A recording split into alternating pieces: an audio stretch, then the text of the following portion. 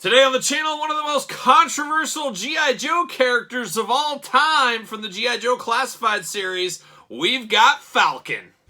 The spirit of Ultimate Warrior will run forever!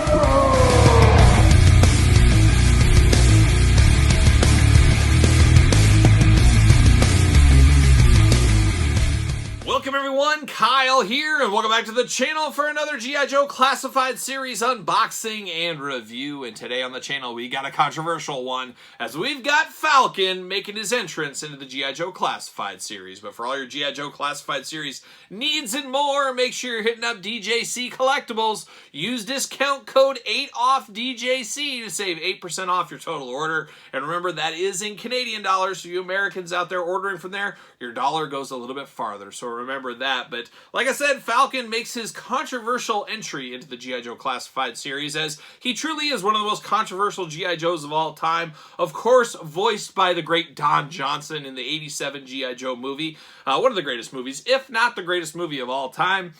Falcon, of course, the half-brother of Duke. It's really ruining a lot of people's lives. He caused Duke to almost lose his life in the movie. He failed. He gung-ho, Alpine, and Bazooka almost lost their life thanks to him. He just messed up and then messed up and then messed up again. But at the end, I guess he turned it around. He turned a little bit of a corner there. So he's controversial for sure in the animated series. And then he's even controversial here in figure form, as a lot of people are dogging on the head sculpt for this one. So I can't wait to see with my own eyes, as we do see numerous times on the channel over the years here, is a lot of times maybe pictures don't do things justice. It looks a little bit better in hand. So we'll see. We'll find out what all the fuss is about here. But of course, we're going to do this unboxing like we do all the other unboxings on the channel. We're going to take a look at the packaging. We're going to talk about it. We're going to unbox it. We're going to talk about it. We're going to see where it goes from there. So without further ado, let's take a look at old Falcon. There he is. Of course, plastic-free packaging. What are we doing here? Doesn't have that same pizzazz. And if you guys saw, I don't know when it was, 8 months ago, what is time? I did a That's So Hard to Say Goodbye on the channel, where we talk about what's leaving my collection, as I did have a complete on-card G.I. Joe Classified set, but when they changed the packaging up, I said, this isn't worth it anymore. It's time to sell them. So I sold all those figures. Now I'm just a loose guy. That is it with the G.I. Joe Classifieds. We got Falcon right there, looking very controversial once again on the package. Kind of downtrodden, looking down, a little bit depressed, a little bit sad. He knows he's got to go work with Slaughter and Taurus and the boys out there. Slaughter's base camp. He's going to have a hard time. He's going to have a hard time at the office. But you got the G.I. Joe logo right there. Anything up here? You got some parachuting going on in the background.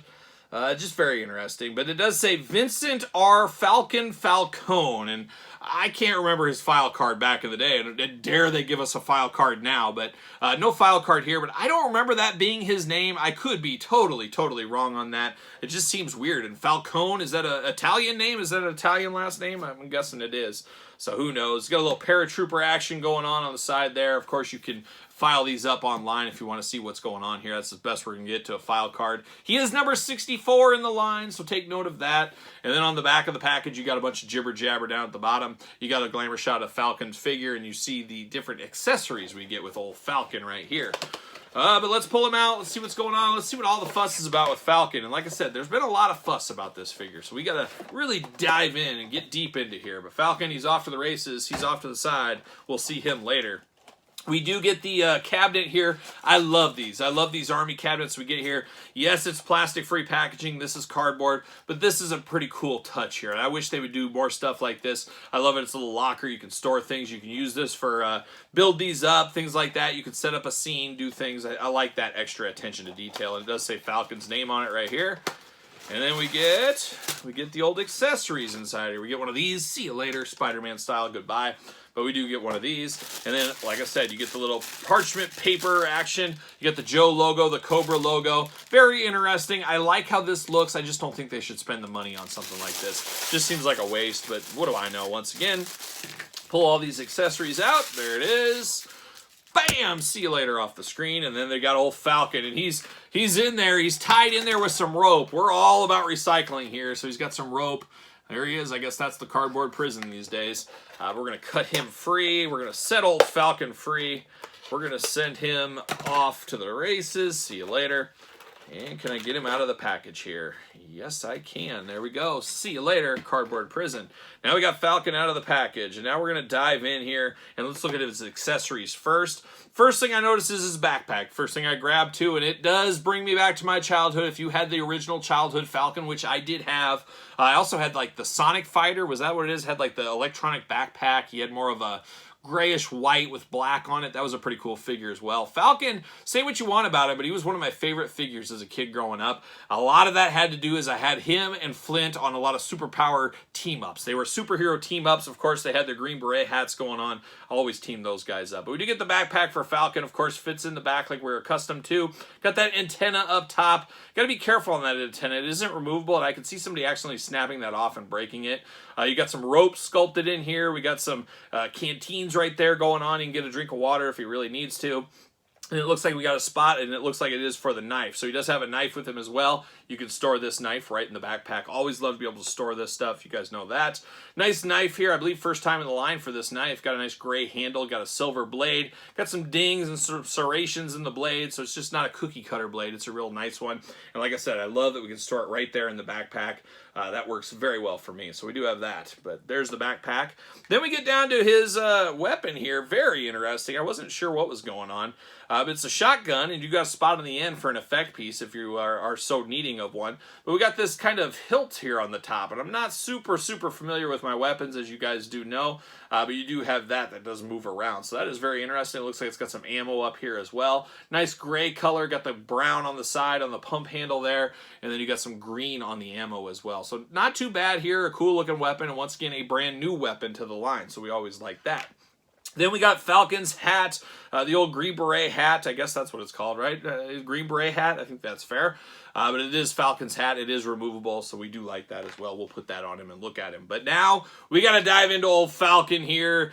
And boy, it is a little rough. I got to admit, it's interesting how he's got to look. He's got a little bit of like a scar on his lip here. He's got some weird indentation in the top in between his eyebrows. Just a little bit off. And he almost reminds me of... who does he remind me of? What's his name from Death Wish? What's his name? But not Paul Kersey. That's his name in the thing. Charles Bronson. Charles Bronson? Yeah, he looks like a young Charles Bronson. What's that one movie with... gosh, what was that movie called where they were all like guys in the military and they were breaking... The Dirty Dozen. There you go. It took me a while. He looks like Charles Bronson in The Dirty Dozen is kind of what he reminds me of a little bit for some reason. But I gotta say, I was hoping that it would look better in hand. It looks about the same as the pictures did. It is how it looks to me. So not the best depiction of Falcon. And when I close my eyes before I go to bed, like I do usually in days that end with a Y, I usually do that. And I think of Falcon, I think of the animated series. And maybe I'm just blinded by that. It's a new take on old Falcon here, but just misses the mark here, unfortunately, for me. So, I don't know. Once we get the hat on him, maybe that'll change things a little bit, and the hat just snugly fits right on there. The hat definitely helps him. It makes him feel more Falcon, but, you know, if somebody would have came to me and I didn't know there was a G.I. Joe classified line, and somebody handed me this, said, hey, this is a G.I. Joe custom I worked on. Who is this? I would look at it, and I would be like, I don't know. I'd say, okay, the beret is a giveaway. Is it Flint? Is it Falcon?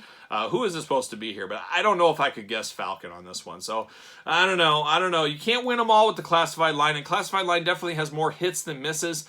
I'm going to unfortunately say this head sculpt on here is a miss for me, but I hate to say it, but it is the truth. He does got a little bandana there around his neck here. Of course, you pop the head off, and that is removable if you want to take that off. He does got a nice vest added to him as well. They got that G.I. Joe GoPro up there. It does ride a little high on him, and it does feel a little bunchy on there, so... take that for what it is. You got the spot in his back for the backpack, of course. You got a little brown up there to mix up the monotony of the colors going on. And you got all the pockets and stuff around his waist, but that vest will stay on him. Then you got his sleeves rolled up, giving his bare arms. And then, of course, he does have a watch. He has a haircut you could set your watch to, and he actually did. He does have the watch on his hand there, looking really good, so he can tell time if need be. Besides that, he's got a lot of green color going on. It's green across the board, so he's very minimalistic in the color scheme here for Falcon. Even his watch matching everything. So a little bit plain Jane, I guess you could say, at the end of the day. Of course, head's going to go around around, up and down, tons of movement on the head there. Arms all the way around. You do get the butterfly shoulders. That's always fun. You get the bicep cut, of course. Double jointed pinless elbows. The hits being played right here at the table. Hands back and forth, side to side on both of them, of course. And then you do get the little ab crunch action. Very tight ab crunch, but it is there right in the middle. And then you get a little traditional waist. Of course, you get the drop down hips, and he can do those big old splits if need be. And you guys know me on my drop down hips. Not the hugest fan of those. You do get the thigh cut, looking good. Double jointed knees, very tight in the knee department there, but he does got double jointed knees. You got a boot cut that's very hidden very well here in between the pants and the boot. Then you get the ankles back and forth, side to side. So all the articulation, the bells and whistles we're used to with the G.I. Joe Classified line. Does he fit on a Mattel ringside collectible stand? So I always say use discount code Kyle. Save 10%. What do you know? Fits perfectly on the Mattel stand right there. Gotta love it. Fits perfectly. But now how about a little comparison for Falcon here? And like I said, my favorite of all time was Flint, and he was always backing up Flint because of those beret hats. That's all it took sometimes. But they were quite the team back in the day for me, and I don't know if they'll be a team anymore. I might have to keep these guys separated on different shelves, but we'll see.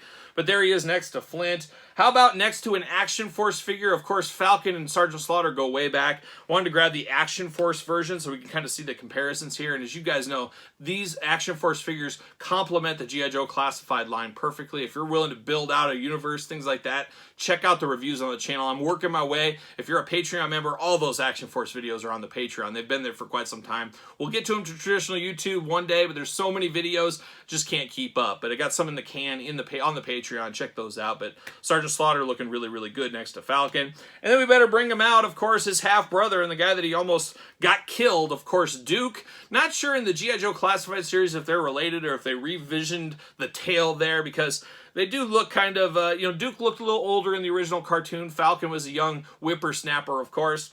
They almost seem to be the same age in this demographic right here. But I don't know. Maybe they're still brothers. Maybe they aren't. But they were only half brothers. So he didn't claim him too hard. He didn't claim him too hard. Not like a Zaymot and Tomax type thing where they're basically reading each other's minds. They didn't have any of that going on. That's for sure. But Falcon, it kind of is what it is. And it does disappoint me to say that. This is probably the biggest miss in the Classified line for me so far. I'd have to go back and think about it. But like I keep saying, there's a lot more hits than misses in the Classified line, especially for a longtime fan from the 80s like myself. So I'm happy to have Falcon. I just would have rather had a little bit better head sculpt, and I would have liked it maybe a little bit more color, but that's a personal preference on the color as far as the outfit goes. But what say you guys out there in YouTube land? What are your thoughts on Falcon? Picking him up, passing, playing the long game? Any thoughts on his head sculpt? Let me know in the comments down below. Of course, you made it this far, you might as well like the video, subscribe to the channel, turn on the old notification bell.